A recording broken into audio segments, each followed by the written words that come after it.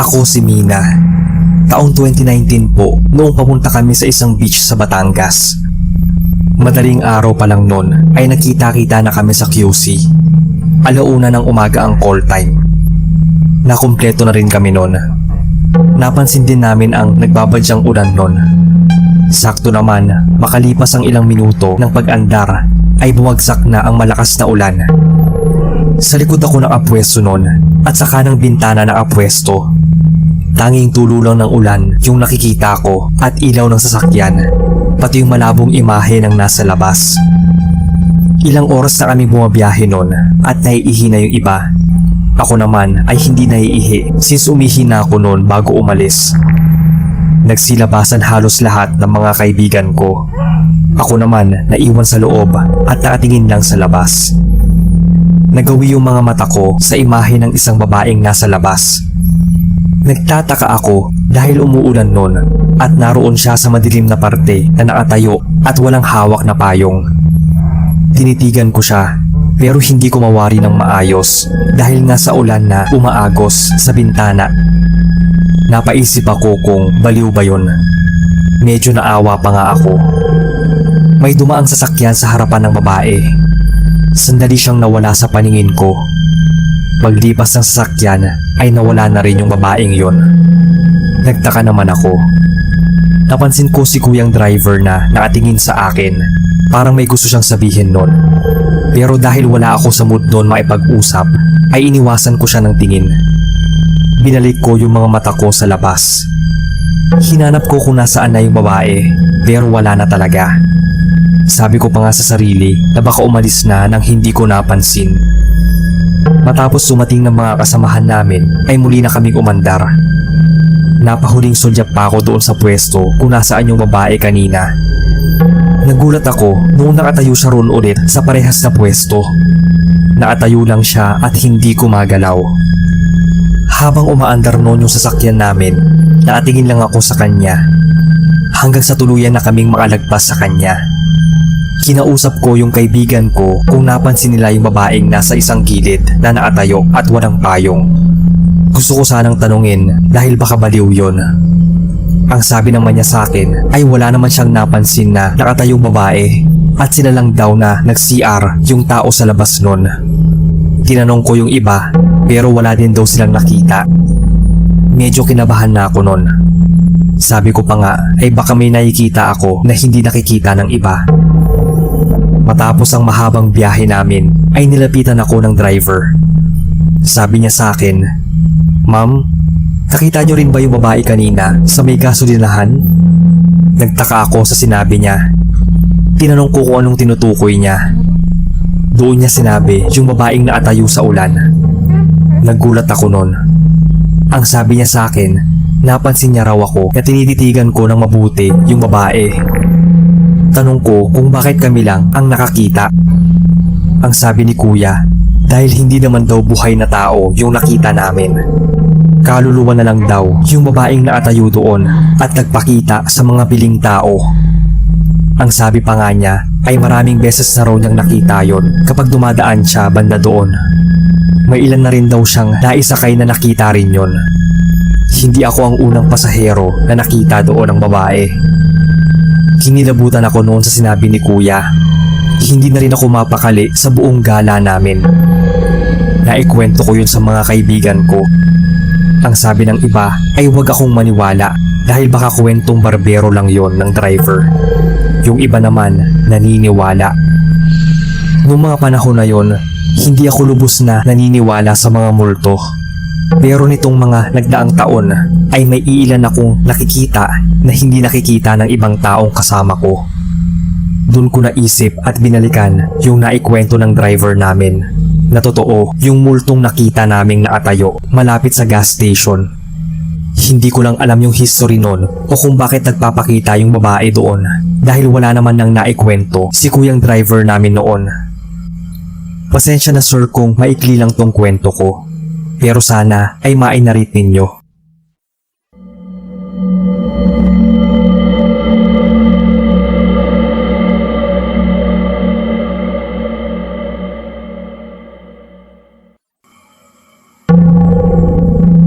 Magandang araw sa lahat. Ako si Zaldi, naatira sa probinsya ng Iloilo. Ibabahagi ko lang yung nakakatakot na pangyayari na nasaksihan ko sa aking tatay mismo. Naatira kami sa maliit na bahay kubo. Gawa sa kawayan ng buong bahay at nipa ang aming bubong. Magkasama kami ni tatay na nagtatrabaho sa tubuhan na pagmamay-ari ng kilalang pamilya dito sa amin. Isang gabi, habang nagpapahinga sa aming papag dahil sa pagod buong araw, ay biglang pumasok si tatay na lasing. Agad akong bumangon para tulungan siyang makahiga sa kanilang higaan ni nanay. Ngunit tinapik niya ang kamay kong hahawak sana sa kanya at tiningnan ako ng masama. Hindi ko naman pinansin yon dahil sa isip ko ay baka dala lang yon ng kanyang kalasingan. Ilang minuto ang nagdaan ay nakatulog si tatay, kaya naman agad akong naghanda para maghapunan at makapagpahinga na rin. Matapos yon ay humiga na ako sa kama. Bandang alas 10 ng gabi nang magising ako dahil nadidinig kong umuungol si tatay. Agad akong bumangon para silipin siya. Nakita ko siyang parang may kung ano-anong sinasabi. Ngunit sa isipan ko ay baka lasing lang siya. Hindi ko na lang yon pinansin at bumalik na sa pagtulog. Muli akong nagising nang marinig ang pagsigaw ni tatay, kaya dali-dali akong bumangon para puntahan siya. Nang makapasok sa kanilang silid, ay nakita ko si tatay na nakaupo sa kama at tumingin ito sa akin ng diretso. Nakita ko ang galit sa mga mata niya na hindi ko alam kung saan galing. Agad din akong nakaramdam ng kakaiba. Tumayo nun si tatay. Ilang hakbang lang ang pagitan namin. Sa kanya ako niyakap ng mahigpit. Imbis na matuwa, ay nakaramdam ako ng takot dahil sa yakap na yon. Dahil wala akong maramdamang emosyon maliban sa parang galit mula sa pagkakayakap niya. Unti-unting humigpit yung pagkakayakap sa akin ni tatay na halos hindi na nga ako makahinga. Pinilit kong lumingon para tingalain si tatay. Nagulat ako nang akmang kaagad niya ako. Buong lakas ako nagpumiglas para makawala sa yakap niya at dali-daling tumakbo palabas ng kanilang silid. Nakarating ako sa aming maliit na sala, ngunit mabilis akong nasundan ni tatay doon. Nang makita niya ako ay tumawa ito ng malakas na para bang isang demonyo. Doon ko rin napansin na nagbabaga at namumula ang mga mata ni tatay. Lalapit na sana siya sa akin nang mabilis akong tumakbo papunta sa kanyang likuran at ginapos siya mula sa likod. Nagulat ako nang nakayanan kong gapusin si tatay dahil alam kong mas malakas siya kaysa sa akin. Napatingin naman ako sa kamay kong gumagapos kay tatay dahil naalala kong may suot akong bracelet na metal na bigay sa akin ni nanay. Biglang pumasok sa isip ko na baka sinasapian si tatay. Kahit balot ng takot ay mas sinigpitan ko ang pagkakahawa kay tatay. Ilang saglit pa ay nagulat ako sa biglang pagbukas ng pinto at pag-ihip ng malakas at malamig na hangin. Tumawa naman si tatay na parang isang demonyo nung mga sandaling yon at sinabi sa akin na andyan na raw ang kanyang mga bisita. Inutusan pa niya akong bitawan siya dahil pinagtatawanan daw siya ng mga ito sa pagkaagapos ko sa kanya. Muli nagpumiglas si tatay, ngunit mas lalo ko lang hinigpitan ang pagkakahawak sa kanya. Laking pasasalamat ko nang biglang dumating ang pinsan kong si Jason na baka sa mukha ang pagkabigla at takot. Inutusan ko siyang humingi ng tulong at ilang minuto lang ay bumalik siya kasama ang kanyang tatay at mga kaibigan. Maya-maya pa ay dumating din si nanay at halata ang pagkagulat at takot sa kanya. Akmang lalapit siya sa amin pero pinigilan ko siya dahil baka masaktan pa siya kapag muling magwala si tatay. Kaya napaiyak na lamang si nanay habang naatayo sa di kalayuan sa amin. Si tatay naman ay nagbabaga pa rin ang mga matang nakatingin sa amin. Napatingin ako sa gawi ng maliit na altar at nakita ang isang rosaryo na naasabit sa kamay ng aming Santo Niño. Kaya sinabihan ko si nanay na kunin yon na dali-dali naman niyang ginawa. Pagkabigay ni nanay ng rosaryo sa akin ay agad ko yung sinabit sa kamay ni tatay. Pilit naman niya itong tinatanggal, ngunit mas sinigpitan ko ang hawak sa kanya para di yun matanggal. Mas lalong nadagdagan ng kaba at takot ko nang biglang nagsalita si tatay sa nakakatakot na boses. Ang sabi nito ay hindi pa raw sila tapos sa amin. Babalikan daw niya kami at sisiguraduhing magbabayad kami. Yun ang huling sinabi ni tatay pagkatapos umihip ng malakas na hangin. Bigla siyang nawala ng malay. Mas lalo nung lumakas yung iyak ni nanay dahil sa kaba. Pinagtulungan naming buhatin si tatay at pinahiga sa maliit na papag. Kinaumagahan ay dinala namin si tatay sa isang manggagamot. Sinabi nitong nagalit daw ang mga nilalang na hindi karaniwang nakikita dahil may parte ng bahay nila ang nasira dahil sa pagtabas ng damo sa taniman ng lansones na malapit sa aming bahay. Para daw maiwasan ang muling pagsapi kay tatay ng mga nilalang na yon, ay magsimba raw kaming pamilya kada linggo at magdasal ng 7 beses habang nililibot ang kabuuan ng aming kubo sa loob ng 7 linggo. Mag-alay din daw kami ng mga bilog na bagay o prutas malapit sa taniman ng lansones na malapit sa aming bahay kubo.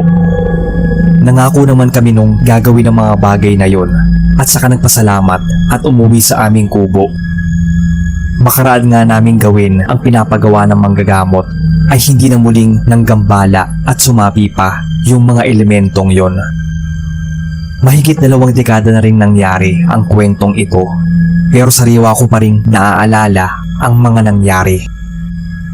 Ito lang ang kwento ko ngayon. Sana ay mabasa ninyo.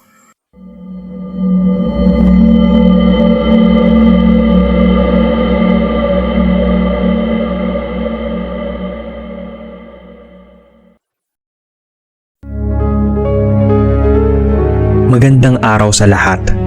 Ako si Bert, taga Mandaluyong. Gusto ko lang pong i-share itong kwento ko. Meron akong girlfriend na nagngangalang Maria. Taga Leyte siya, pero sa Mandaluyong siya nagtatrabaho at dito rin kami nagkakilala. Sa totoo lang, noong una akong pinakilala ni Maria sa bahay nila sa Leyte, akala ko ay normal lang ang lahat. Excited pa nga ako noon.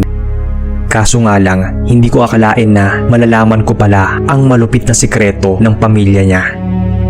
Nung pumunta kami doon, parang may kakaibang ambience sa lugar na yon. Yun ang pakiramdam ko bilang isang dayo. Grabe yung kagubatan sa paligid. Yung para bang gusto na kaming yakapin. Pero iniisip ko, baka kabalang yun dahil nga bago ako sa lugar. Nung nasa bahay na kami, sobrang friendly naman ang pamilya ni Maria. Yung parents niya, Lola Elena at Lolo Tomas, sobrang accommodating. Tinawag pa nga nila akong anak kaagad, first time pa lang naman akong nakaapak doon. Kaso, nagsimula na akong mawirduhan noon nung makita ko yung dining table. Punong-puno ng mga kakaibang bagay, mga halamang tuyo, mga kandila, mga bagay na hindi ko maipaliwanag kung ano. Habang nag-i-stay ako sa bahay nila noon, di ko maiwasang mapansin yung kakaibang kilos ng pamilya niya. Palagi silang nag-uusap ng pabulong at hindi ko maintindihan. Lagi rin silang naatitig sa akin na para bang may masama silang balak. Si Maria naman, pinapagaan ang loob ko at sinasabing tradisyon daw yon ng pamilya nila. Nung gabi na yon, dinala nila ako sa guest room. May mga religious icons at mga kakaibang simbolo sa pader. Ang sabi ko pa sa sarili ay relax lang at walang mangyayari sa aking masama. Di ako makatulog kaya nag-isip akong mag-ikot ng bahay. Tinungo ko yung living room. Doon, bigla kong natagpuan yung isang lihim nila. May mga laruan na tinutusukan ng karayom, buto ng hayop at mga lalagyan ng buhok ng tao ang nakita ko. Sobrang takot ko na nung mga oras na yon. Alam ko kasing magamit yon sa pangkukulam. Pagbalik ko sa guest room, sobrang kinabahan ako. Hindi na talaga ako komportable sa lugar. Alam ko na kailangan namin ni Maria ng exit plan, pero nung susubukan na naming umalis, nagsalita yung pamilya ni Maria at tila ba galit na galit. Nagsalita sila ng kakaibang lengguwahe at hinampas kami ng mga nakakatakot na aparato. Para ding may pumipigil sa amin na makalabas, pero hindi namin nakikita.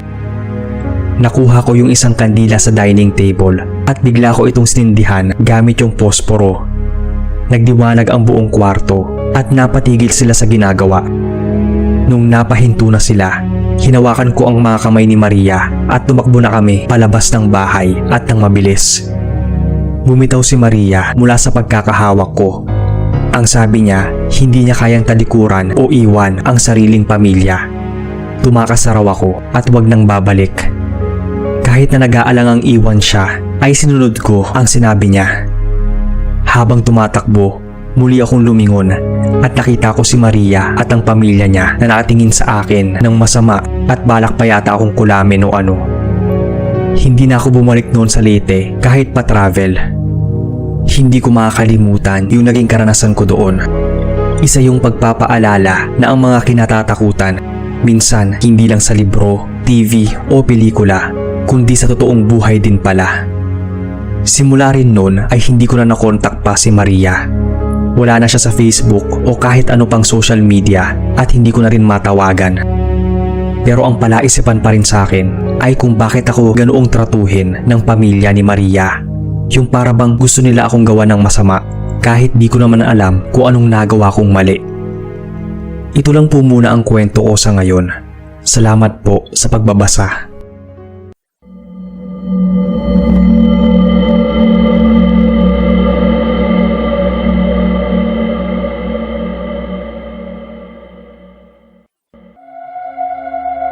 Hello sir, tawagin mo na lang akong Cassie. Silent listener niyo po ako at first time kong magsulat ng story. Nagsimula tong mangyari nung 9 years old ako, mga 2008 po yun. Mula nung mamatay yung bunso kong kapatid at iwan kami ni Papa, naging kakaiba na minsan ang ikinikilos ni Mama. Kahit naman papaano, nagagawa niya yung responsibilidad niya bilang isang ina sa amin ni ate. Pero madalas nun, malayo ang tingin niya. Yung para bang nananaginip ng gising o nakatulala sa hangin. Kailangan ko pa siyang tapikin para bumalik sa sarili. Nung minsan naman, narinig ko si Mama na umiiyak mula sa sala. Naisip ko noon na baka namimiss lang niya si RJ, yung namatay naming bunsong kapatid. Pati yung pag-iwan sa amin ni Papa. Kaso, ilang segundo pa lang ang nakalipas, bigla ko siyang narinig na tumatawa na. Sinek ko siya sa sala at panay pa rin ang tawa niya habang nakaharap sa TV kahit hindi naman yun naka-on. Tumigil na lang siya bigla nang makita niya ako. Balik siya sa normal pagkatapos nun. May time pa nun na naabutan ko siyang nagluluto. Kaso nung pinuntahan ko siya sa kusina, nakita kong naababad na yung kamay niya sa niluluto niyang nilaga. Dali-dali ko siyang tinawag at tinanggal ang kamay niya sa mainit na kaserola. Pati nga ako napaso nang dahil sa ginawa ko. Kitang-kita ko ang pamimilipit ni Mama dahil sa hapdi ng paso, kaya agad kaming pumunta sa malapit na klinik. Napapansin at napag-uusapan nga namin ni ate yung mga kakaibang ikinikilos ni Mama. Pero inintindi at inalalayan na lang namin siya sa abot ng aming makakaya kahit mga bata pa kami noon. Isang gabi, habang mahimbing na kaming natutulog, nagising na lang ako dahil may nadidinig akong pagkaluskos at umuuga sa ilalim ng kama ko. Pupungas-pungas pa ako noon. Kinuha ko yung flashlight sa drawer sa tabi ng kama ko. Tapos, inilawan ko yung ilalim ng kama. Nagulat na lang ako nang makita si Mama na kinukutkot yung ilalim ng higaan ko at walang ekspresyon siyang nakatingin sa akin. Natakot ako noon. Tinawag ko si Mama at para bang natauhan siya. Nagtataka at nagtatanong nga siya noon kung bakit siya nasa ilalim ng kama ko.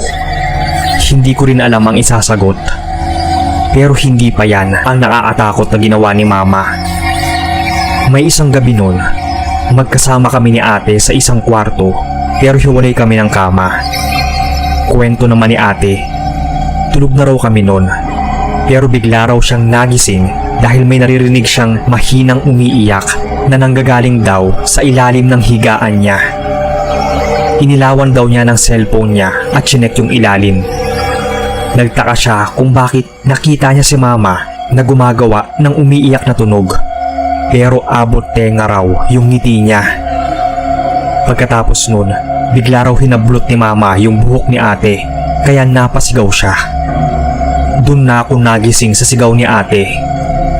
Pagmulat ko, nakita kong nasa sahig na sina mama at ate at nag-iiyakan. Tinawagan na namin sina lolo at lola para ikwento ang lagay ni mama. Dahil sa murang edad ay hindi na namin makontrol ang sitwasyon sa bahay. Nag-decide silang manirahan na sa bahay namin para maatulong sa pag-aalaga sa amin ni ate at para magabayan si mama. Nagpatuloy yung ilang mga kakaibang gawain ni mama, kaya napagpasyahan na nila lola na ipacheck siya sa psychiatrist at pinagamot nga siya sa isang mental institute. Sa ngayon ay maayos na si mama at kasama na ulit namin siya sa bahay. May maintenance sa gamot siyang tinitake para di umatake yung kondisyon niya at maapamuhay ng normal. Sorry sir kung di naman nakakatakot to para sa ilan.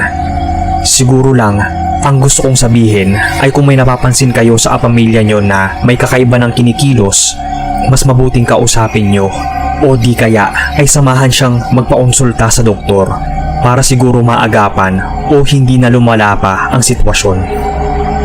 Thank you po sir sa mga stories nyo. Magsasend po ako next time ng isa namang paranormal story.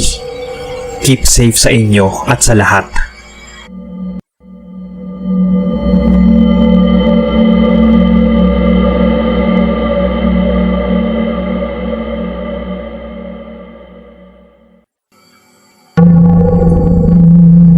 Magandang araw Sir Bob. Ako si Jerry at gusto ko sanang i-share yung nangyari sa amin nung nasalanta kami ng bagyong Ondoy, September ng 2009. Nangyari po ito sa bahay namin sa Bagumbong, Caloocan. Bago pa man ang bagyo ay kaliwat kanan na ang abiso ng mga balita tungkol sa maaaring maging epekto nun. Ang natatandaan ko pa na isa raw yung super typhoon. Ako noon bilang high school student ay nakaramdam ng kasiyahan. Aaminin ko na kapag may bagyo ay walang pasok. Akala ko kasi ay ordinaryong bagyo lang yun na dadaan sa Pilipinas. Natandaan ko noon na nadeklarang wala kaming pasok. Sobrang saya ko noon. Tapos nung dumating yung bagyo, kaliwat kanan ang naging balita sa naging epekto noon sa bansa. Hindi pala ordinaryong bagyo ang dumating. May pagkakataon pa na nawala ng kuryente sa amin ng ilang araw. Doon sa mga araw na yon, nangyari ang nakakatakot kong karanasan. Umaga yon at alam kong wala kaming pasok dahil tuloy-tuloy ang pag-ulan at binabaha na sa ibang lugar. Nakuha ko pa nga nung maligo kasama ang mga kaibigan ko sa ulan. Ang saya nga namin habang nagtatampisaw sa baha. Matapos yon ay bumalik na kami sa kanya-kanyang bahay. Nagbanlaw ako noon nang biglang nawala ng kuryente. Nagulat ako. Mabuti na lang at patapos na ako noon. Paglabas ko, nakita ko si mama at yung bunso kong kapatid na babae na inihahanda na yung mga kandila para mamayang gabi. Pansin ko sa kapatid kong babae yung kanyang pag-aalala. Si Nancy kasi ay masasabi kong bukas ang third eye at madalas daw makakita ng mga hindi nakikita ng ordinaryong tao. Nung nakita ko yung ekspresyon niya sa muka, alam kong may nakikita siya noon. Pansin ko rin kay mama yung concern dahil 3 lang kami noon na nasa bahay. Nagstay in kasi si papa sa kanyang trabaho. Hindi rin siya makauwi dahil baha sa dadaanan. Sumapit yung gabi noon. Magkasama kami sa kwarto ni Nancy. Tanda ko noon na may kainitan kahit pa umuulan at tanging ilaw lang ng kandila ang nagbibigay liwanag noon sa kwarto namin. Habang nakahiga ako at nakatingin sa kandila, muli kong napansin si Nancy. Balisa siya. Kapag ganoon, alam kong may nakita siya. Tinanong ko kung okay lang ba siya. Hindi siya sumagot agad. Nakita ko pa yung takot sa mga mata niya. Tapos ang sabi niya, "Ang dami nila, kuya." Pagkasabing niya noon ay bigla akong nakarama ng pagkatakot. Agad ko kasing naintindihan ang sinabi niya. Marami raw siyang nakikitang multo. Maya-maya, sa hindi malamang dahilan ay biglang namatay yung apoy sa kandila. Napasigaw si Nancy at umiyak. Agad ding pumasok si mama noon sa kwarto para kumustahin kami. Kitang-kita ko yung panginginig ng kapatid ko nung nasindihan na yung kandila. Tinanong siya ni mama kung anong nangyari, pero hindi siya makasagot. Sinabi ko kay mama na maraming nakikita si Nancy. Bakas kay mama yung concern sa kapatid ko. Nung gabing yon, tinabihan niya si Nancy matulog. Habang ako naman ay hindi mapakali. Hindi ako makatulog nun. Hindi ko alam, pero parang may nararamdaman akong kakaiba. Yung parang may nakatingin sa akin na hindi ko nakikita. Ganun ang naramdaman ko kahit kasama ko pa si mama at si Nancy sa kwarto. Mga madaling araw yon, napalakas yung bagsak ng ulan sa bubong namin. Nagising ako dahil naiihi na rin. Lumabas ako ng kwarto nun. Dala ko yung isang kandilang na apatong dun sa puwet ng baso. Dumiretso ako sa CR at umihi. Paglabas ko ay parang may isang itim na bagay na dumaan sa harap ko habang hawak ko yung kandila. Hindi ko sigurado kung ano yon dahil sobrang bilis ng pangyayari. Nagulat pa nga ako noon dahil sa biglaang pagdaan nito sa harapan ko. Hindi ko na inisip kung ano pa yon dahil medyo inaantok pa ako noong mga oras na yon at baka ako usok lang yon ng kandila at hinangin lang.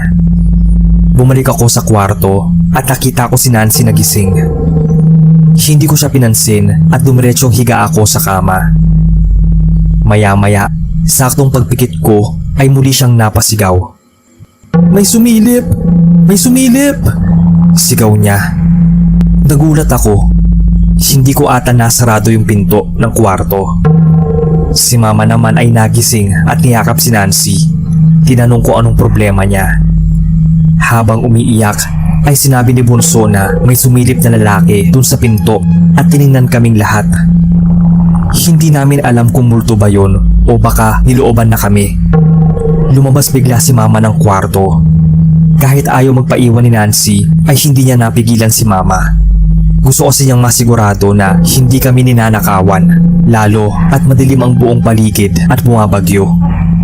Nung masigurado ni mama na maayos naman ang pagkakasara ng pinto at gate pati na mga bintana, ay bumalik siya sa kwarto. Si Nancy naman ay patuloy pa rin sa pag-iyak. Ang sabi niya, first time raw na ganun karami ang nakikita niya. Kakaiba raw. Feeling niya raw ay may kakaibang mangyayari. Pinagalitan naman siya ni mama. Ang sabi ay wag na siyang mag-isip ng hindi maganda. Matapos kumalma ng kapatid ko ay napatulog na rin siya ni mama. Ang sabi rin sa akin ni mama ay matulog na rin ako. Hindi rin nagtagal at nakaidlip na nga. Bandang 6:00 nang magising ako sa lamig at tunog ng pag-ulan mula sa bubong. Patay ang fan pati na ang ilaw kaya madilim. Nadidinig ko na lang si mama na nagluluto ng almusal namin. Amoy ko kasi yung sinangag na niluluto niya. Bumangon ako at sinubukang buksan yung ilaw pero hindi ito nagsindi. Wala pa rin kuryente nun. Paglabas ko, nakita ko si mama na nagluluto at nakabukas na ang mga bintana. Tinatanong ko siya kung brown out pa rin ba. Sagot naman niya ay mukhang matatagalan pa dahil sa tuloy-tuloy na pag-ulan at bagyo. Nadismaya ako noon dahil manunood sana ako ng palabas na anime noon. Akala ko mai-enjoy ko yung walang pasok. Naupo na lang ako noon sa sofa at tumingin sa bintana. Natuon yung mga mata ko doon sa pag-agos ng tubig sa labas habang umuulan. Maya-maya noon, tinawag na ako ni mama para kumain. Naupo na ako at sinimulang kumain. Pinuntahan ni mama si Nancy para gisingin.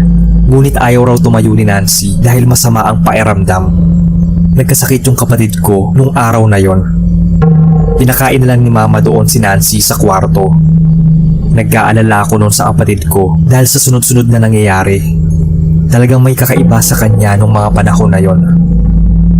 Mga bandang hapon at madilim na, patuloy pa rin ang pag-ulan. Masama pa rin ang pakiramdam ni Nancy. Inutusan pa nga ako ni mama noon na bumili ng isang royal na malaki at Rebisco crackers. Mukha raw kasing walang talab yung paracetamol na pinainom sa kanya. Pagbalik ko ay tig-isa pala kami ni Nancy sa Rebisco. Tapos pinainom niya ito ng royal. Hindi ko alam pero noong bata talaga tayo, isasagamot natin yung royal soft drinks. Bago maggabi noon ay bumalik na ang kuryente. Nanood kami ng TV. Doon ay naibalita ang epekto ng bagyong Ondoy. Nakita ko rin ang patuloy na pagkansela ng pasok sa eskwela. Nung napanood ko nga yun, naawa ako sa mga nawala ng buhay dahil sa bagyo. Dahil sa wala pa rin kaming pasok, ay sinabihan ako ni mama na magbasa-basa ng libro at mag-review ng mga aralin ko. Gustuhin ko mang manood ng TV ay wala akong magawa kundi sundin si mama. Pumasok ako sa kwarto habang si Nancy ay tulog. Nagbabasa ako ng libro noon habang muling lumakas ang pagbuhos ng ulan. Pasalamat na lang ako noon at hindi ganon kataas ang baha sa aming lugar. Hindi ako makapokus noon dahil sa lakas ng patak noon sa aming bubong. Tinigil ko yung pagbabasa at napatingin sa kapatid ko. Nang may makita akong isang itim na bagay malapit sa kanya, pero bigla rin yung nawala. Hindi ko maipaliwanag dahil hindi malinaw yung imahe. Para lang siyang itim na hindi ganon kasulido na parang usok na kaluluwa. Basta mahirap i-explain. Kinilabutan ako noon. Naisip ko nga na baka bukas na rin yung third eye ko dahil doon. Sinabi ko yun kay mama at nagulat siya. Baka raw binabantayan si Nancy ng kung anong itim na elemento yon. Dahil doon ay nagsalitan kami ni mama sa pagbabantay sa kapatid ko. Pero madalas na akong maiwan kay Nancy dahil si mama ang nag-aasikaso ng makakain at paglilinis ng bahay. Sumapit na ang gabi at patuloy pa rin ang pagbuhos ng ulan. Nawalan ulit noon ng kuryente at tanging ilaw lang ng kandila ang nagbigay liwanag sa bahay. Mataas pa rin ang lagnat ni Nancy. Tinanong namin kung kumusta siya. Ang sabi niya ay medyo okay na. Dagdag pa niya ay nagulat raw siya sa dami ng mga kaluluwang nakita niya nung magsimula ang bagyo. Sabi pa ni Nancy ay sinubukan raw niya na hindi pansinin ang mga ito para hindi matuklasan na nakakakita siya. Pero mahirap din daw gawin dahil napakarami at mahirap magpanggap na wala siyang nakikita lalo kapag tinititigan siya ng mga ito. Minsan pa nga raw ay tumatayo sa harapan niya ang isang lalaki. Takot na takot daw noon si Nancy. Nung mga oras na yon, gusto ko na itanong sa kanya yung nangyayari sa akin. Yung tungkol sa itim na bagay na nakikita ko. Ngunit dahil hindi pa talaga siya maayos, ay pinilit ko na lang na ipagpaliban muna. Ang sabi ko ay tatanong ko na lang sa kanya pag magaling na siya. Init na init ako nung gabing yon. Hindi rin ako nagkukumot dahil pawis na ako. Pagod na rin yung braso ko, kakapaypay. Si mama naman ay pinapaypayan si Nancy. Mabuti pa si Bunso ay nakatulog nung oras na yon. Ako naman ay pinipilit kong matulog. Nagulat na nga lang ako nang parang may malamig na bagay na biglang dumampi sa paa ko. Napabalikwas ako. Napansin ni mama yung biglang paggalaw ko. Tinanong niya kung anong nangyari sa akin. Sabi ko naman na may biglang malamig na bagay na dumikit sa mga paa ko pero bigla ring nawala. Sagot naman ni mama ay baka dahil lang sa ulan yon o baka may tulo ang bubong. Kinapa ko pa yung paa ko pero hindi naman ito basa. Naisip ko na lang noon na baka may mga kaluluwa o multo na namang nakatingin sa amin tulad ng sinabi ng kapatid ko. Baka pinagkaaguluhan na naman nila yung kapatid ko. Nagsitaasa na rin yung mga balahibo ko noon. Madaling araw noon at nagising na naman ako dahil sa muling pag-iyak ni Nancy. Naiiyak siya dahil hindi niya raw kaya ang ginagawa sa kanya ng mga nakikita niya. Parami daw sila ng parami. Nag-alala si mama noon. Nagsimulang magdasal si mama. Sinabihan din niya kami na magdasal din at hawakan ng rosaryo. Nakatulog naman ako noon. Nagising ako na umaga na. Wala si mama noon sa kwarto at nagluluto ulit siya ng makakain namin. Sumilip ako para tignan siya. Ang sabi niya ay huwag kong iwan yung kapatid ko. Dadalhin na lang daw niya yung almusal namin sa kwarto. Nagluto nun si mama ng lugaw. Tiningnan ko naman si Nancy na mahimbing ang pagkakatulog. Hinawakan ko yung noon niya. Hindi na siya ganun kainit. Maya-maya nun, dinala na ni mama yung lugaw sa amin. Gising na rin si Nancy at kaya na rin kumain mag-isa. Ang sabi niya, konti na lang daw yung nakikita niya nung umagang yon. Sakto rin bumalik na ang kuryente.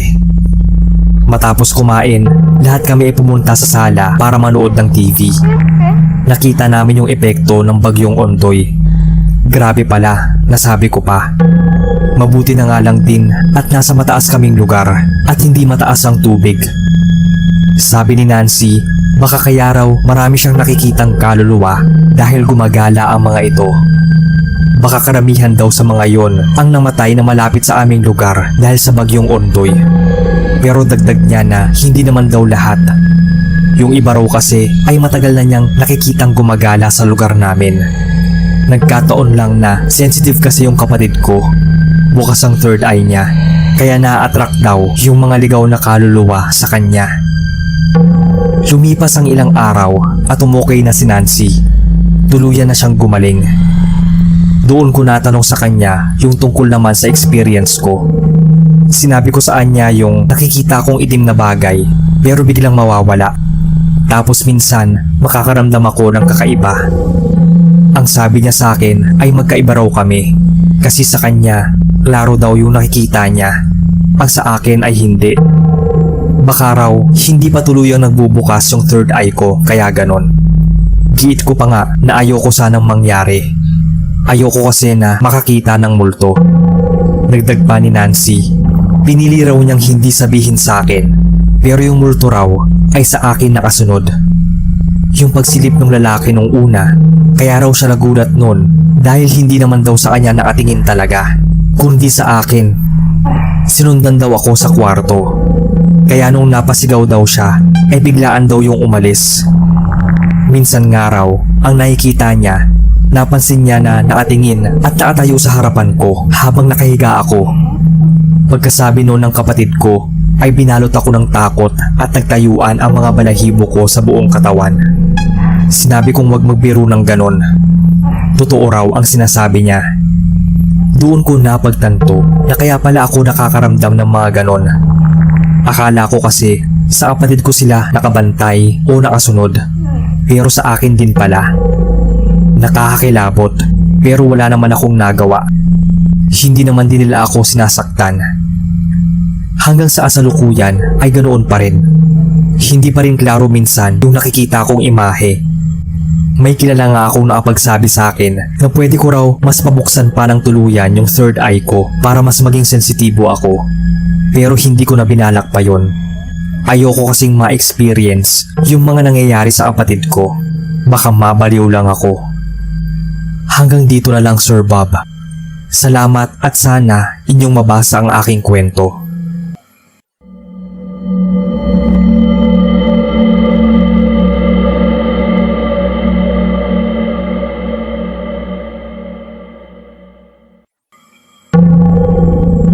Good day po sa lahat. Ako si Alexandra. I-share ko lang po yung hindi ko makakalimutang bakasyon sa buong buhay ko. Nakatira kami sa Quezon at isang beses sa isang taon ay umuwi kami ng Iloilo para magbakasyon sa bahay ng aking lola. Taong 2018 nang umuwi kami doon. Namalagi kami sa maliit na bahay kubo ni lola. Dahil malapit sa dagat ang kubo, paliligo sa dagat yung naging bonding kasama ng aking tito at mga pinsan. Isang araw nun, habang kumakain kami ng agahan, naisip kong magpicture para sana maging remembrance. Pagkatapos kumain, ay tiningnan ko muli yung mga kuha kong pictures. Kinabahan at natakot ako nun. Naitapon ko pa nga yung cellphone ko nang makitang walang ulo yung Tito Ian ko sa lahat ng mga pictures na kuha ko. Dahil napatili pa ako noon, ay agad akong pinuntahan ni Tito Ian at tinanong kung anong nangyari. Pagkakita ko sa kanya, ay bigla na lang akong napaiyak at niyakap siya ng mahigpit. Agad naman niya akong pinatahan at baka sa boses niya ang pag-aalala. Pumasok naman si Lola at nakita ang cellphone ko sa sahig, kaya pinulot niya yon at binigay sa akin. Nang kumalma ako, pinakita ko sa kanila yung mga pictures na kuha ko nang kumakain kami. Nagulat din sila nang makita ang mga to. Muli ako nung napaiyak sa takot at narinig ko naman si Lola na nagdadasal. Nag-decide sina Lola at Mama na pumunta sa isang albularyo at ipakita yung picture. Naiwan kami ni Tito Ian sa kubo dahil bilin ni Lola na huwag lumabas ng bahay si Tito. Hindi naman ako nun lumalayo kay Tito at panay din ang yakap ko sa kanya. Close kasi kami. Alam kong takot din si Tito para sa kanyang sarili pero di niya yun pinapakita. Nang dumating sina Mama ay muli akong binalot ng kaba. Tinipon kami ni Lola sa kusina at doon kinausap. Napaiyak ako noon nang sabihin niyang masamang pangitain daw kapag walang ulo ang isang tao sa litrato. Maaaring may masamang mangyari daw kay Tito at ang masaklap ay maaari siyang mamatay. Ayon yun sa albularyo. Di ko talaga mapigilan yung emosyon ko noon at muling niyakap si Tito. Pinakalma naman niya ako at sinabing magdasal lang daw kami sa Panginoon dahil siya lang ang may kontrol sa lahat. Kinabukasan noon, araw ng linggo, nagising ako at nakita si Tito na nakabihis at paalis na ng bahay. Kaya agad akong nag-alala at binalot ng kaba. Pero ang sabi niya sa akin ay magsisimba lang daw siya kaya wag na ako mag-isip ng kung ano-ano. Muli kong niyaya si Tito na kumuha ng picture bago siya umalis. Medyo nabawasan naman yung kaba at pag-aalala ko nang makitang may ulo na si Tito sa picture. Bago siya tuluyang umalis sakay ng motor ay niyakap ko siya ng mahigpit na para bang wala nang bukas.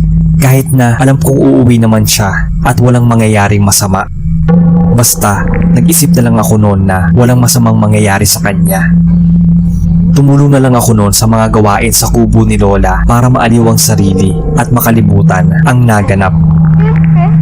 Di pa man ako nakangalahati sa pagwawalis sa labas ng kubo ay narinig ko na ang pagsigaw ng isang lalaki habang tumatakbo ito at hingal na hingal. Nakaramdam ako noon ng matinding kaba dahil pumasok agad sa isip ko si Tito. Halos mabingi ako nang marinig ang sinabi ng lalaki na tinawag ni Lola na Gerald. Sinabi niyang tinakbo daw si Tito sa ospital dahil naatrasan daw ito ng truck habang inaayos ang pagkaparada ng motor niya sa tapat ng simbahan. Isang talyer kasi ang katapat ng simbahan at kakaayos lang daw ng truck na yon at aalis na dapat nang maatrasan si Tito.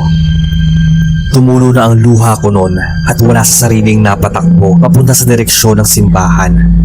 Nang habulin ako ni Mama at sinabing sa ospital daw kami didiretso. Walang tanong-tanong ay sumunod ako kay Mama.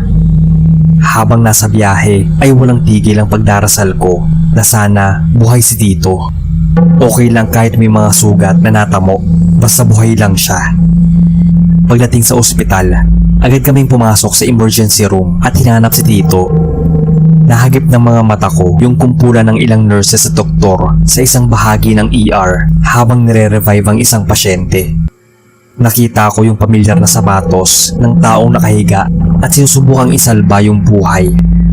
Naalala kong yun yung suot ng sapatos si Tito bago ito umalis kanina. Pumunta ako doon at nakita ko ang wala ng buhay na katawan ni Tito. Halos mawalan ako ng lakas doon nang makita siya at napakapit pa nga ako sa hospital bed para doon kumuha ng lakas. Humagulgol na lang ako noon nang takpan na ng tela ang dugo ang katawan ni Tito. Pumasok sa isip ko lahat ng mga alaalang kasama si Tito Ian. Halos hindi nga ako makahinga noon dahil sa patuloy na pag-iyak at sa sakit ng damdamin. Nag-iyakan na rin noon sina Mama at Lola habang yakap ang katawan ni Tito. Nang kumalma na kami ay inasikaso na namin ang bangkay niya. Hindi ko inaasahan noon na nauwi sa isang trahedya ang dapat sana ay masayang bakasyon naming magpamilya. Kahit ilang taon na ang lumipas ay naaalala ko pa rin ang nangyari at namimiss ko pa rin si Tito Ian. Isa ako sa mga silent listeners niyo, Sir Bob. Ginagawa kong pampatulog itong mga kwento nyo sa channel. Sana ay mapili ninyo itong kwento ko at ma-narrate nang mapainggan ko naman next time. Salamat po at more power sa inyong channel.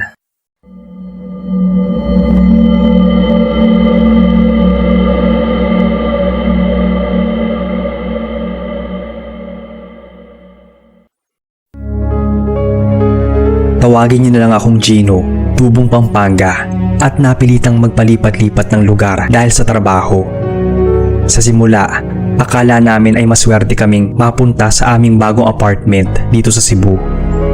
Kasama kong lumipat ang aking asawang si Veronica. Sa unang tingin, tila ba perpekto itong lugar para sa bagong simula. Ngunit hindi namin alam na may nakatagong lihim pala ang lugar na yon. Isang lihim na tuluyang magbabago ng aming buhay. Nung unang mga linggo ay wala naman akong napapansing kakaiba. Sa gabi nga lang, madidinig mo ang tunog ng mga kalapate at mga batang naglalaro sa kalsada. Ngunit habang lumilipas ang mga araw, tila may mga pagbabago sa aming paligid. Hindi ko talaga matandaan kung kailan ito nagsimula, ngunit naging madalas ang tsismisan ng aming mga kapitbahay tungkol sa mga nakakakilabot na kwento sa mga aswang. Narinig namin ang mga kwentong ito na may pagala-gala raw tuwing gabi at naghahanap ng mabibiktima. May mga kwento tungkol sa mga hayop na nagiging tao at mga tao na nagiging hayop. Nagsimula na kaming matakot. Minsan, mga oras ng gabi, naririnig namin na may kakaibang ingay sa kabilang pader ng apartment. Pumipigit na lang kami at pinipilit na hindi maniwala doon sa mga kwento kahit na kinikilabutan na kami. Isang gabi, habang tulog, bigla na lang akong nagising dahil sa malamig na hangin. Parang malalakas na pagaspas na tumatama sa pader ng aming apartment. Dahan-dahan kong minulat ang mga mata at nakita ko si Veronica na nakasilip sa bintana. "Tara na, Gino. Narito na sila," mahinang sambit niya. Napatingin ako sa bintana at halos hindi ako makapaniwala sa nakita ko. Mga aswang na may mapupulang mata. Dalawa sila at pinalilibutan ng apartment at parang may hinahanap. Hindi ako nakagalaw noon sa takot dahil baka kami ang hinahanap nila. Nagkaroon ako ng konting tapang para hilain si Veronica papuntang kama at isara ang bintana. Pagkatapos ay nairamdam sa paligid hanggang sa wala na akong marinig na pagaspas. Iniisip ko kung namamalikmata lang ba ako kanina kaya sinubukan kong buksan ang bintana at sumilip ng kaunti. Pero nakita ko pa rin sila na nag-aabang kaya mabilis ko ulit sinara ang bintana. Pagkatapos ng gabing yon ay gusto ko nang umalis ng Cebu pero hindi pwede dahil kailangan kong tapusin ang mga duty ko doon. Nagdoble ingat na lang ako. Maaga na lang akong uuwi at maagang magsasara para hindi kami maging hapunan ng mga posibleng aswang na yon.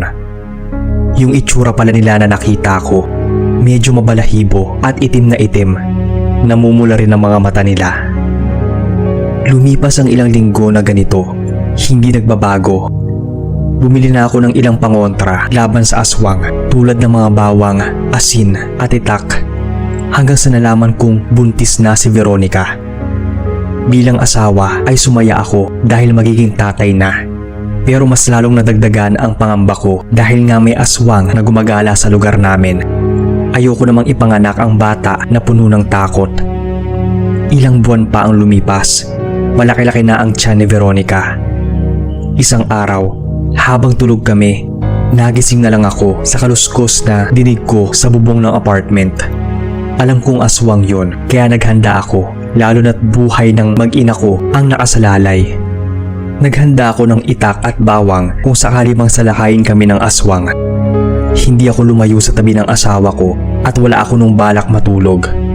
Pero hindi ko na mapigilan ang ihi ko kaya nagmadali muna akong pumunta ng banyo para magbawas. Binilisan ko lang dahil walang kasama sa kwarto ang asawa ko. Pagpasok ng kwarto ay may nakita akong dila na nanggagaling sa bubong at bumababa patungo sa tiyan ng asawa ko. Nakaramdam ako ng kaba dahil tulog si Veronica. Mabilis kong kinuha ang itak at pinilit na putulin ang dila. Matapos yun ay nakarinig ako ng malakas na sigaw mula sa labas. Dinouble check ko kung nakasara ang bintana. Hindi na ako nakatulog nga noon. Nalingat lang ako ng konti at inatake na kami. Kinabukasan noon, nag-resign na ako sa trabaho at bumiyahe na kami ng asawa ko pabalik ng Maynila. Inisip ko noon na mas importante ang buhay at kaligtasan ng mag-ina ko kesa sa trabaho.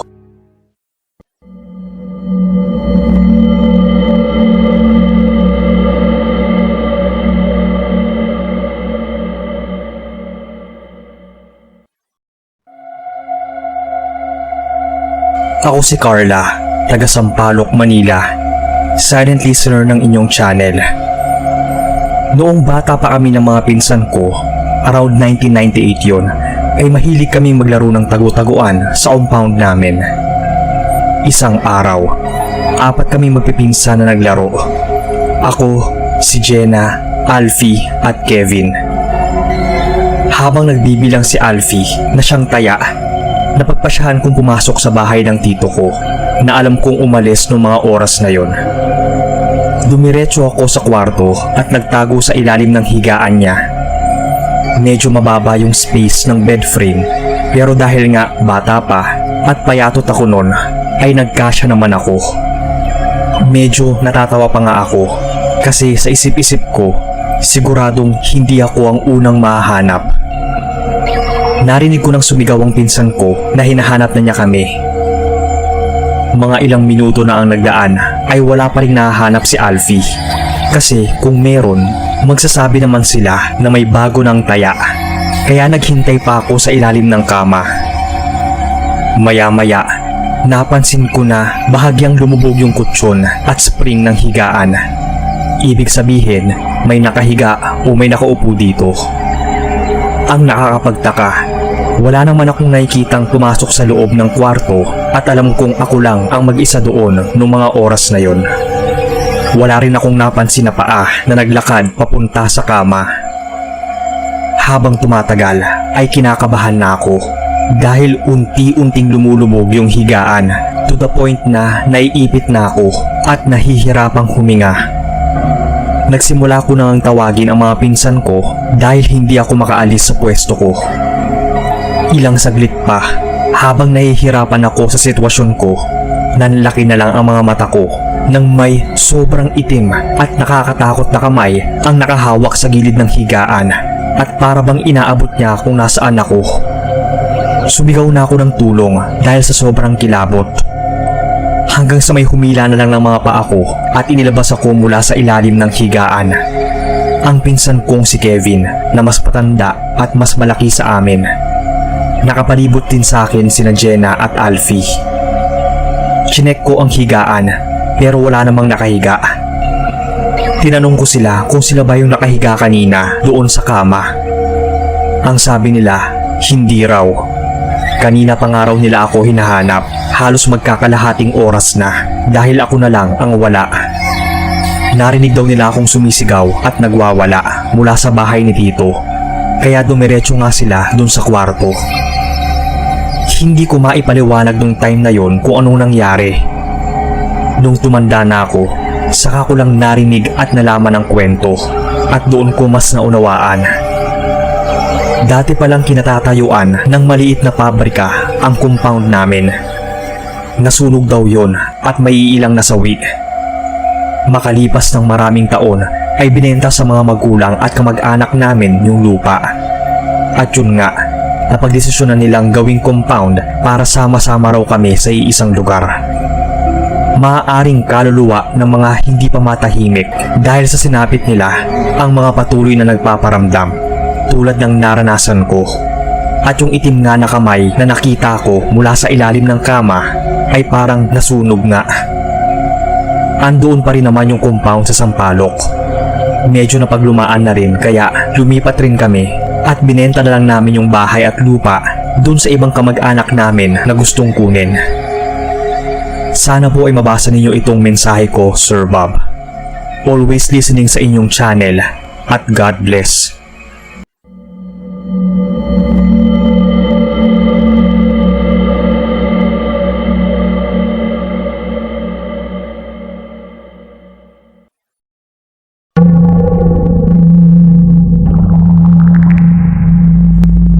Good day, boss.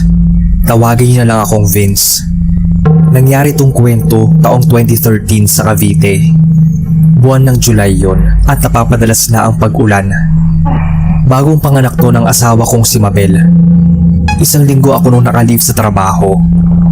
Bad trip nga noon kasi madalas umulan. Ako at yung asawa ko lang kasi ang naatira noon sa bahay namin. Mabuti na lang, simula nung kabuwanan hanggang sa mga anak ay doon muna nanirahan sa amin ang mama ng asawa ko na si Mama Daisy. Bali ako lahat sa gawaing bahay, pagluluto, paglalaba, lahat. Sina Mama Daisy kasi nakafocus sa bata, pati sa asawa ko na hindi pa masyadong makakilos dahil CS siya nun. Noong mga panahon na yon ay sobra ang pagod ko. Minsan din kasi ako ang nag-aalaga kay baby dahil minsan di kinakaya ni Mama Daisy ang magpuyat. Sinasabihan ko rin yung asawa ko na matulog muna at magpapapalit na lang ako kapag hindi ko na kaya. Noong mga unang araw ay kinakaya ko naman, pero noong mga sumunod ay parang babagsak na ako. Dagdag pa roon yung patuloy na pag-ulan sa amin. Ako rin kasi yung bumibili ng mga kailangan sa labas. Isang madaling araw yon, nagising ako sa iyak ni baby. Tulog yung asawa ko at si Mama Daisy, pero hindi ko makita yung baby namin. Sobrang kinabahan ako noon. Hinanap ko yung anak namin, pero hindi ko makita. Tanging iyak lang yung naririnig ko. Pilit ko silang ginising noon, pero hindi sila magising. Inikot ko na yung buong bahay, pero wala si baby. Kaso mo, rinig na rinig ko yung pag-iyak niya. Nagulat na lang ako noon nang bigla na lang akong sinampal ni Mabel. Binabangungot pala ako. Lumuwag yung dibdib ko noon. Dala na rin siguro ng pagod kaya ganon. Kinabukasan noon ay nawala ng kuryente sa amin. Sobrang lakas ng ulan noon. Hindi tuloy makabisita sa amin yung ibang kaanak dahil sa lakas ng ulan. Mga bandang gabi at nagsindi kami ng kandila. Si Mama Daisy, kinausap ako. Ang sabi niya, sa tuwing malakas daw ang ulan ay may pagala-galang mga espiritu. Dagdag niya, dapat laging bantayan ang mag-ina dahil mas lapitin sila. Akala ko nga nung una, sasabihan niya ako na baka aswangin kami. Pero hindi lang pala yon, baka multuhin na rin pala kami. Tinanong ko si Mama Daisy kung may nararamdaman ba siya. Ang sabi niya, may nakita raw siyang dalawa sa labas at 3 dito sa loob mismo ng bahay. Biglang nagtaasan ang mga balahibo ko. Tinanong ko kung may gagawin bang masama yon sa amin, lalo na sa baby namin. Sabi niya, hindi niya sigurado. Hindi raw niya matansya kung may balak o wala yung espiritu na yon. Napansin niya lang daw na napapatingin ang mga ito sa baby. Kinabahan ako noon para sa baby ko, kaya sinunod ko ang biyanan ko sa lahat ng mga pinagawa niya sa akin. Dahil malakas pa rin ang ulan noon at parang walang balak na tumigil, nawala na kami ng pag-asa na babalik yung kuryente agad. Wala kaming nagawa kundi magtiis sa ilaw ng kandila, sa flashlight at sa pagpaypay lalo sa baby namin dahil medyo malamok kapag hapon. Kulob na kulob kami noon. Kahit gusto naming buksan ang bintana para lang dumaloy ang hangin ay hindi namin magawa dahil sa patuloy na pag-ulan at paghangin. Madaling araw noon. Pinatulog ko muna si Mama Daisy at si Mabel. Tulog na rin naman yung baby namin. Hindi ako mapakali noon. Tumatakbo pa rin sa isip ko yung sinabi ng biyanan ko. Lumabas ako noon para hugasan muna ang mga bote ni baby. Kumuha na rin ako ng pamalit. Pagbalik ko, biglang sumara ang pinto at parang may kamay na humila roon. Babalik na sana ako sa kwarto namin pero biglang nalock yung pinto. Kumatok ako ng kumatok pero walang nagbubukas. Nilakasan ko pa yung pagkatok. Pagbukas ay nakasimangot si Mama Daisy. Tanong ko kung bakit kailangan nilang ilock yung pinto. Ang sabi niya, hindi niya yun nilock. Si Mabel naman ay tulog nun. Nagising lang daw siya sa malakas na pagkatok ko. Nagkatinginan kami ni Mama Daisy. Ang sabi ko na lang ay baka hinangin. Pero ang totoo ay may nakita talaga akong kamay na humila sa pinto namin. Sigurado ako doon. Hindi ako mapakali at balisa ako nung gabing yon. Hindi na nga ako nakatulog hanggang sa mag-umaga. Saglit din tumigil yung ulan nung madaling araw pero bumalik din naman nung pagkaumaga na. Nang magising na si Mabel at Mama Daisy, doon na ako natulog. Bumalik na rin yung kuryente nung umagang yon. Natulog ako noon. Nadatnan ko na naman yung sarili ko sa kusina namin na nag-aayos ng mga bote para sa dede ng anak namin. Ang sabi ko pa nga sa sarili ko ay parang pamilyar yung eksenang yon. Tapos, paglingon ko, isang kamay ang humila sa pinto namin. Agad akong napatakbo. Sa pagkakataon na yon, nakita ko ang isang matandang lalaki ang nakahawak sa mukha ng bibi ko. Napasigaw ako ng malakas para maiskandalo yung lalaking nakahawak sa mukha ng anak ko. Bigla akong nagising nun at napabalikwas. Nakita ko yung mukha ng asawa ko. Umiiyak din si baby. Nagulat siguro sa akin. Tinanong ako ng asawa ko kung anong nangyari sa akin. Sinabi ko sa kanya yung napanaginipan ko at klaro yon. Natakot siya para sa anak namin. Sabi naman ni Mama Daisy na may bantay na ibang elemento ang anak namin. Dapat raw ay mapabinyagan na siya agad-agad. Dahil sumikat na rin yung araw nung umagang yon, ay pinaarawan namin si baby dahil yun yung unang paaraw niya. Nag-usap kami. Sa mga susunod na araw kasi ay kailangan ko nang pumasok sa trabaho.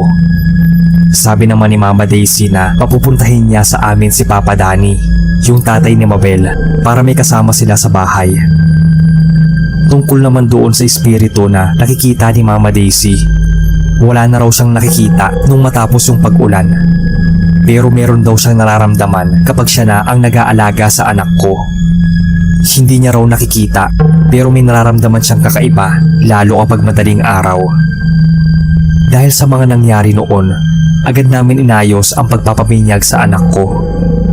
Matapos maging ganap na Katoliko, nawala yung kakaibang naramdaman ni Mama Daisy. Inalam ko pa sa kanya kung bakit may ganitong bantay pa. Ang sabi-sabi, kaya may bantay ang baby kasi minsan yung ibang mga elemento naghihintay silang mamatay yung sanggol.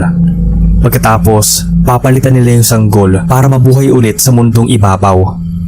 Marami raw kasing ganong kwento. Marami raw ang gustong mabuhay muli. Mabuti na nga lang at naroon si Mama Daisy. Kasi kung ako lang yung bantay noon sa misis ko at kay baby, baka hindi ko kayanin. Ito lang boss ang kwento ko.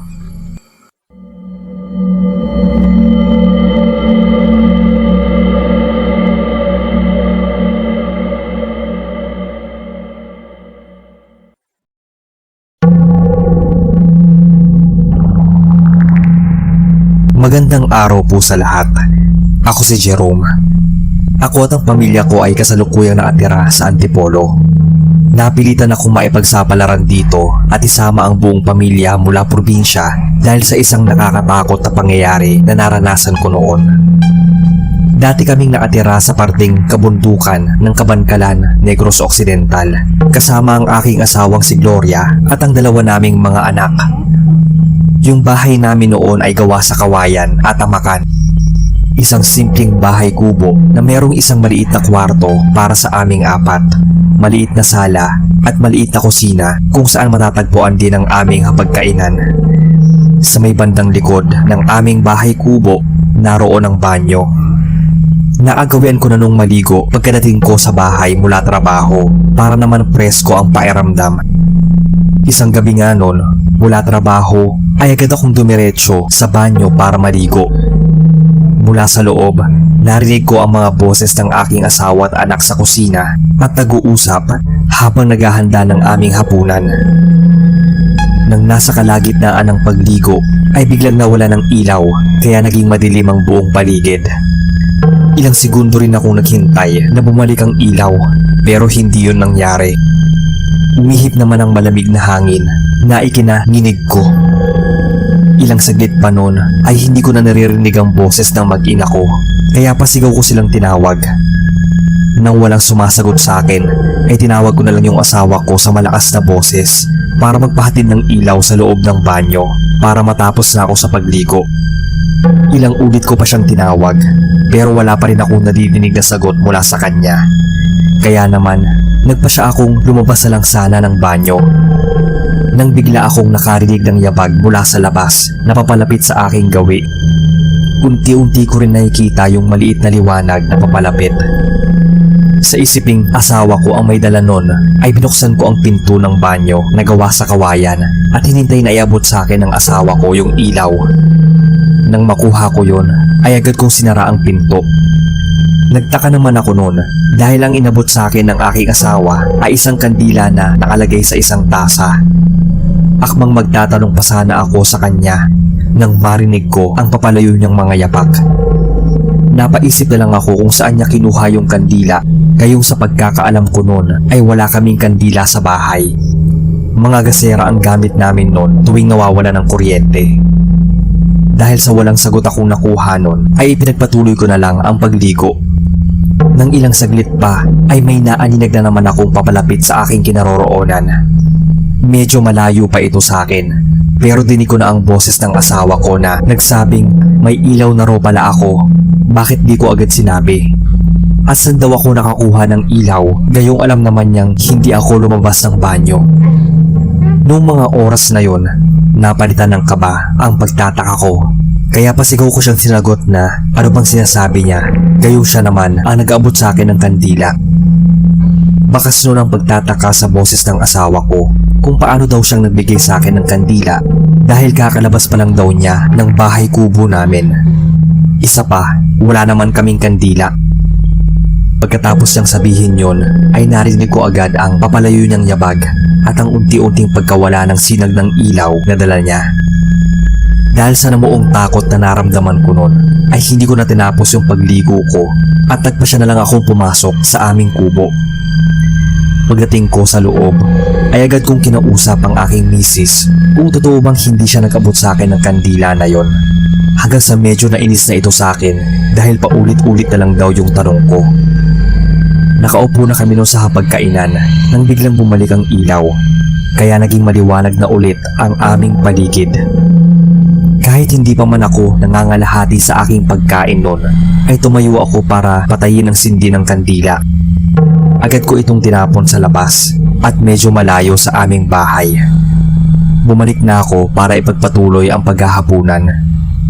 Pagkatapos kumain ay tumulong na ako sa pagligpit at maya-maya ay naghanda na kami para matulog. Bandang 3:00 ng madaling araw, nagising ako dahil sa mahinang pagkatok mula sa pinto ng aming kubo. Kasabay nun ay parang may narinig din akong mga nagsasalita ng pabulong sa labas. Sa isiping isa yon sa mga kapitbahay namin ay dali-dali akong bumangon at lumabas para pagbuksan kung sino man yon. Pagbukas ko ng pinto, agad yumakap sa akin ang napakalamig na hangin na nanuot sa buong kalamnan ko. Nagtaka naman ako dahil walang tao sa labas ng aming bahay. Ni anino ay wala akong nakita. Naisip ko na baka guni-guni lang yung narinig ko. Akma ko nang isasara yung pinto nang napansin ko ang tasa na naalapag sa lupa sa harap ng aming pinto. Pinulot ko yon at tiningnan mabuti. Binalot ako ng takot nang mapagtantong yun yung tasa na may lamang kandila na tinapon ko nun sa labas habang kumakain kami nun ng hapunan. Agad kong ginising yung misis ko at kinuwento sa kanya ang lahat. Pagkatapos kong makwento yon, baka sa mukha niya yung takot at pangamba. Kaya naman, napagdesisyonan naming dalhin yung kandila na yon sa kilalang albularyo sa aming lugar. Nang tuluyan ng magliwanag, dali-dali kaming pumunta sa bahay ng albularyo. Ibinili naman namin ang aming anak sa aming kapitbahay. Nang maarating sa bahay ng albularyo, agad naming pinakita sa kanya yung kandilang naasidid pa rin sa tasa. Kinuwento ko yung nangyari noong nagdaang gabi. Nakita ko ang pagkagulat sa mukha ng albularyong yon, kaya naman di ko maiwasang mangamba. Sinabi sa akin ng albularyo na lisanin daw namin yung tinitirhan naming bahay kubo dahil kung hindi, maaaring may mamatay na isang miyembro ng aming pamilya dahil daw ang kandilang dala namin ay kandila daw mula sa patay.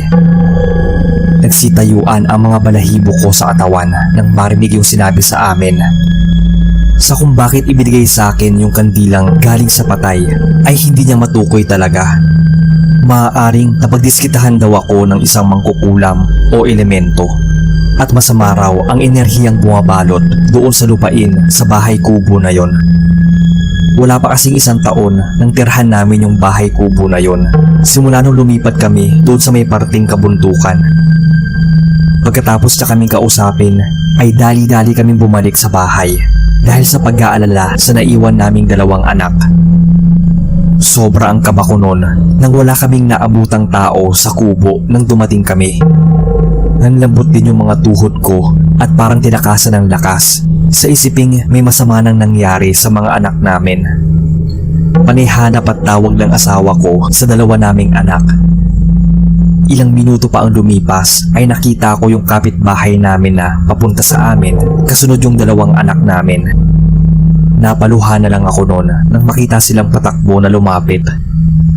Kinuwento sa amin ng kapitbahay na kinuha niya raw yung mga anak namin at dinala sa kanila dahil narinig niya ang mga itong umiiyak habang sumisigaw na huwag daw silang kunin. Dahil sa narinig ay wala na kaming sinayang na oras. Nagligpit kami ng mga gamit at dali-daling umalis sa bahay kubo na yon at nakitirapan samantala sa aking biyenan.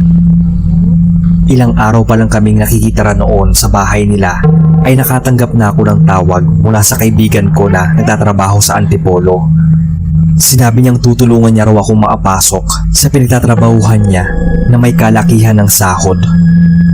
Mahirap din kasing maghanap ng trabaho noon sa probinsya at kung meron man ay may kaliitan ng sahod tulad ng sinasahod ko noon.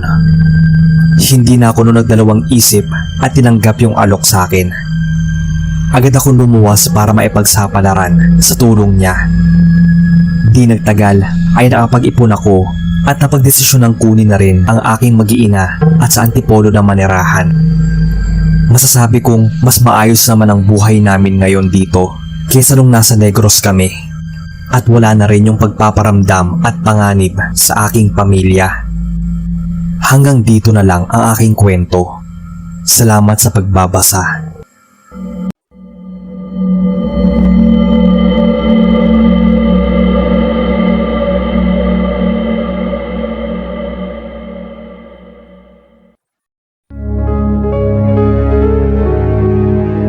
Tawagin niyo na lang akong Mia. Medyo maselan po itong ibabahagi kong kwento. Sa isang tahimik na barangay sa Morong Rizal, in-invite ako ng friend kong si Sarah para makipamiesta. Na-excite ako habang inaabangan ang araw na yon dahil siguradong masaya yon at maraming pagkain. Minsan lang din kasi ako nung makakain ng masarap dahil pinagkakasya ko lang ang allowance ko sa pagkain at sa boarding house na tinutuluyan ko. Ngunit hindi ko alam na ang fiestang yun pala ay magiging sanhi ng bangungot. Pagbaba ko ng sinakyang tricycle ay sinalubong na ako ni Sarah. Tumuloy muna kami sa bahay nila at pagkatapos ay namasyal. Marami din kasing events sa barangay na yon. May munting parada, mga palaro at syempre mga kainan. Napakasaya sa lugar na yon. Mabait ang mga tao at wala kang makikitang nagiinuman sa may tabi ng kalsada. At bilang dayo sa lugar ay talagang namangha ako. Sa dami ng pinuntahan namin ni Sarah ay di ko napansing gumagabi na pala. Uuwi na sana pero naimbitahan kaming makikain sa kapitbahay ni na Sarah. Pagkain naman talaga ang pinunta ko kaya di na ako tumanggi. Sumiklab doon ang amoy ng mga pagkain at sa amoy pa nga lang tinablan na ako ng gutom ulit. Nakailang pagkain na nga kami pero gutom na gutom pa rin ako. Napakarami nilang handa at iba't ibang tao ang kaharap namin sa hapagkainan. Nagtawanan at nagkwentuhan kami kasama ng mga taong noon lang namin nakilala. Mabait nga talaga sila at enjoy kasama. Ngunit habang lumalalim ang gabi, may mga bagay akong napansin sa karne sa aking plato. Parang may hindi tama doon. Napakakunat nito na parang goma, yung parang kinulang sa pagpapakulo at pagkakaluto. Bigla ring naging kakaiba yung lasa ng karne. Naging malansa, kinulang sa paglilinis ng karne siguro o nagkulang sa asin, bawang, luya o suka. Nanghingi ako ng toyo at kalamansi doon sa may-ari ng bahay pero toyo lang ang naibigay nila sa akin. Naubusan daw sila ng kalamansi. Mabuti na lang at malapit ito sa bahay ni Sarah at siya na mismo ang kumuha ng kalamansi para sa akin. Gusto ko kasi ng toyo mansi dahil hindi ko na nagugustuhan yung lasa ng kinakain ko. Nakakahiya naman kung hindi ko uubusin. Nang tigaan ko na ng kalamansi yung pagkain ay halos isuka ko yung mga nakain. Nagtago muna ako para magsuka, baka kasi mahalata nila. May kakaiba kasing nangyari sa pagkain ko. Napakasarap kasing tingnan nyo nung una, pero bigla na lang nakakakilabot. Naging hilaw na halos nangingitim na parang nabubulok. Mas lumansa pa ang amoy nito. Naging duguan pa ito at may buhok pa. Yung buhok na alam mong hindi galing sa hayop. Parang buhok ng tao. Ipinakita ko kay Sarah yung karne at maging siya ay nasuka. Sa tagal na ni Sarang nakatira sa barangay na yon ay noon lang namin napagtanto na aswang pala yung kapitbahay nila. Maaaring nagbabalat kayo at kilala sa kanilang walang kapantay na pagkasabik sa laman ng tao. Matapos ng ilang saglit, nagpaalam na kami ni Sarah na aalis na. Nagpasalamat na rin kami sa pagkain. Hindi kami nagpahalata na nalaman namin ang sekreto nila. Nginitian lang kami ng may-ari ng bahay, tas dumiretso na kami sa bahay ni Sarah. Ikinuwento namin sa mga magulang niya ang nangyari at halos hindi nga sila maapaniwala dahil mabait naman daw ang kapitbahay nila. Pero naliwanagan na rin sila sa mga kumakalat na balita tungkol sa mga nawawalang dayo sa kanilang lugar. Bigla akong kinabahan dahil dayo lang din ako doon at baka ako naman ang susunod na mawala at maging handa ng mga aswang. Sinabihan naman ako ng mga magulang ni Sarah na saan nila na lang ako magpalipas ng gabi at umalis kinabukasan. Mas delikado kasi kung babiyahe ako ng gabi. Naging ligtas naman ako sa kanilang bahay at nakauwi ng maayos sa boarding house. Pero ang karanasang yon ay nakatanim na sa aking isipan. Kaya simula nun, palagi na ako nagbabaon ng kalamansi kapag may pinupuntahang handaan. Nabalitaan ko ngang lumipat na ng bahay sina Sarah dahil natakot daw sa kanilang kapitbahay. Maayos naman ang nalipatan ni Sarah sa may Marikina at malaya akong nakakadalaw doon ng walang pangamba. Salamat sir sa pagbabasa ng aking kwento.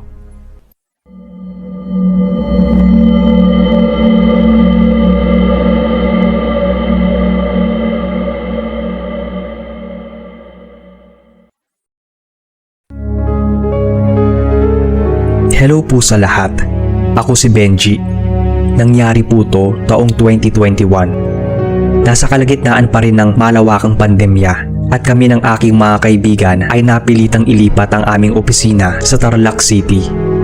Yung kumpanya ay walang alok na accommodation para sa amin kaya kailangan naming magrenta ng isang boarding house na mura lang. Noong una ay puno kami ng pag-asa habang ini-experience ang bagong karanasan na yon. Pero agad naming napagtanto na hindi kami welcome doon sa lugar kung nasaan ang boarding house namin. Yung mga kapitbahay kasi ay parang mga mahiyaing paniki dahil sa gabi lang sila lumalabas. Madalas namin nun nadidinig yung tahol ng mga asong gala kaya alam naming may mga tao sa labas. Habang nagtatrabaho kami buong araw, hindi namin mapigilan na mapansin ang mga taong naninirahan sa area. Marami sa kanila ay yung parabang wala ng pag-asa at nalulung na nga yung iba sa droga. Ilang beses kami nadadaan sa mga pamumuhay na balot ng krimen at kaguluhan at yung aming buhay nun parang nasa gitna ng panganib. Halos nagsisimula pa lang kaming bumawi nun kaya yun lang muna ang boarding house na kaya naming rentahan. Hindi rin naman kami nagtagal nun sa lugar kaya tiniis na lang namin. Isang araw, habang naglalakad kami pa uwi mula sa aming office, may natuklasan kaming madilim na lihim. Yung ilang mga kapitbahay namin ay nagbebenta ng illegal na droga mula sa isang maliit na bahay sa kanto. Nakuhanan namin yon ng video gamit yung mga cellphone na nagpapatunay na mayroong krimen na nagaganap sa aming lugar. Nang malaman ng mga kapitbahay namin na kami ay mga saksi sa kanilang illegal na gawain, biglang nag-iba yung kilos nila. Naging mas malamig ang tingin nila sa amin at narinig namin ang mga pag-uusap na dapat kaming patayin dahil nalaman ang kanilang sikreto. Nanginig kami noon at napuno ng takot nang marinig ang sinabi nila. Agad-agad ay nagdesisyon kami na umalis na sa lugar na yon. Hindi pa man kami nakaimpake ay nabulabog na kami ng mga katok sa pinto. Nataranta kami sa mga katok at hindi alam ang gagawin. Alam naming may masamang balak ang mga kapitbahay namin. balak kaming patahimikin. Tumawag naman ako agad ng pulis para i-report ang nangyari. Pagkatapos ay sinabi nilang re-responde. Ilang sandali pa ay biglang tumahimik. Nawala ang mga pagkatok. Pero walang ano-ano'y bigla na lang nasira at nagkaroon ng lamat yung pintong gawa sa kahoy. Sinisira na nila ang pinto gamit ang palakol. Hindi na namin noon alam ang gagawin at kung paano makakatakas dahil magkakatabi lang ang mga bahay at iisa lang ang daan palabas. Nagdasal na lang ako na sana rumisponde na agad ang pulis. Nang malapit nang bumigay ang pinto, nakarinig kami ng sirena. Nangangahulugang dumating na nga ang mga pulis. Nakahinga na kami ng maluwag noong mga oras na yon. Pagdating ng mga pulis ay naglaho na rin yung mga sumisira sa pinto. Pinakita namin yung video sa mga pulis at agad nilang inaresto ang mga kapitbahay namin. Matapos yon ay sa presinto na lang muna kami nagpalipas ng gabi dahil mas ligtas kami doon.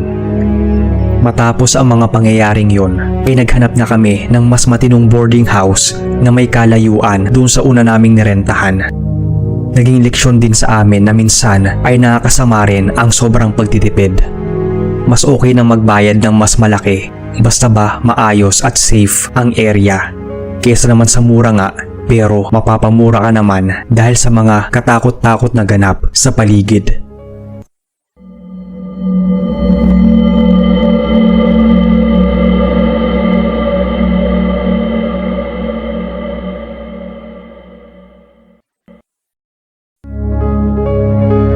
Kumusta naman po ang lahat? Ako po pala si Lawrence. Sinubukan namin ng mga tropa ko na magbakasyon sa Zambales. Akala nga namin nun, chill lang, inuman by the sea. Pero hindi naman namin inakalang magiging katatakutan ang aming paglalakbay. 4 kami nung magtotropa. Ang plano namin, mag-beachfront camping sa isang secluded na lugar. Walang signal doon kaya sobrang laid back. Pero nung umabot kami doon, may kakaiba agad na vibe. May mga vandalisms ng mga pangalan sa mga bato, mga lambat na parabang maninipis. Basta hindi ito inaasahan namin sa aming beach trip. Nung una, akala namin mga lokal lang ang mga tao doon. Pero habang papalayo kami sa kabihasnan, narinig namin ang malakas na pagkanta. Pilit kami naglakad-lakad papunta doon. Hanggang sa makita namin ang mga tao na parabang nagse-celebrate pero kakaiba. Nakasuot sila ng mga uniforme at yung mga mata nila nakakatakot tingnan. Nagtaka kami sa mga taong yun. Maganda yung tono ng kanta, halos napapasabay na nga kami. Pero hindi namin maintindihan yung mga salitang sinasabi. Akala namin parang may sinushoot lang na palabas. Pero para na silang kulto, kaya tinapos na namin yung pag-iikot at nagpatuloy sa paglalakad sa buhangin. Habang naglalakad kami, bigla kaming may narinig na malakas sa kaluskos sa palibot. Hanggang sa bigla na lang kaming pinalibutan ng mga taong yon na nakita namin. Paniguradong may kakaiba sa kanila. Yung mga mata nila parang walang mga buhay. Yung mga bibig naman nila ay parang asong ulol na naglalaway at gutom na gutom. Takot na takot kami nung mga sandaling yon. Hindi namin alam kung paano kami makakatakas. Nang biglang dumilim ang paligid at ang tanging ilaw na lang ay yung nagmumula sa buwan. Yung mga taong tila kabilang sa isang kulto ay nagtutulungan na itulak kami pabalik sa kung saan kami nanggaling. Para silang mga demonyo. Pinilit namin maabalik sa campsite pero nawawala ang daan. Nawala rin ang mga puno, yung beach, halos lahat ng nasa paligid. Bigla kami nagsisisigaw. Tawagin man namin yung mga pangalan namin ay walang sumasagot. Napagtanto kong may kakaiba talagang nangyayari sa lugar. Yung mga mata ng mga taong nakapaligid sa amin naging sobrang dilim. Sumigaw kami at nagmamakaawang lubayan na kami at paalisin. Nang biglang lumiwanag ng bahagya ang paligid dahil sa mga sulong-dala ng kulto at paapuyan nila ito. Nakapalibot pa rin sila sa aming 4. Nang bigla na lang nilang kunin at hatakin yung isa naming kaibigan. Hinihila nila yung mga braso, mga binti at ulo ng tropa ko na parabang puputulin nila. At yun nga ang ginawa nila. Dahil sa malakas na puwersa ng pagkakahila nila ay naputol ang mga braso, binti at ulo ng tropa namin. Matapos yun ay pinagkakain nila ang laman nito. Nang bigla na lang akong nagising, isang napakasamang panaginip pala. Ginigising daw ako ng mga tropa ko dahil umuungol daw ako sa pagtulog. Nang tingnan ko ang paligid ay nasa campsite kami. Hapon pa lang nun, mga alas 4 siguro. Naalala kong sobra pala akong inantok. Kaya nung nakarating na kami sa beachfront campsite ay sabi ko iidlip muna ako. Maganda at payapa yung dagat. Sobrang laid back nga. Pero may kakaibang vibe lang. Tas napansin ko doon sa mga malalaking bato may mga pangalan ng kung sino na parang vinandalize. May mga lambat din na maninipis. Napaisip ako dahil parang nakita ko na ang mga yon. Nag-aya yung mga tropa ko na libutin daw namin yung lugar. Naglakad-lakad nga kami hanggang sa narating kami sa parang may masukal na kagubatan. May daan naman doon kaya nagpatuloy kami sa paglalakad. Hanggang sa napahinto kami dahil may narinig kaming mga kumakanta. Maganda yung tono pero hindi namin maintindihan yung salita. Kinilabutan na lang ako dahil tanda kong yung mga nakita at narinig ko ay kaparehong kapareho ng nasa panaginip ko. May kulto sa dulo ng dadaanan namin. At kapag nagpatuloy pa kami ay baka mapahamak pa. Kaya naman, inaya ko na yung mga tropa ko na umalis na kami ng lugar at maghanap na lang ng ibang campsite na malayo doon. Nagtataka sila pero nagpumilit pa rin ako. Sa huli ay wala naman na silang nagawa kundi sumunod. Saka ko na lang ikinuwento sa kanila yung panaginip ko na nagkatotoo. Medyo skeptical yung ilan pero ang importante ay nakalayo na kami doon sa lugar na yon.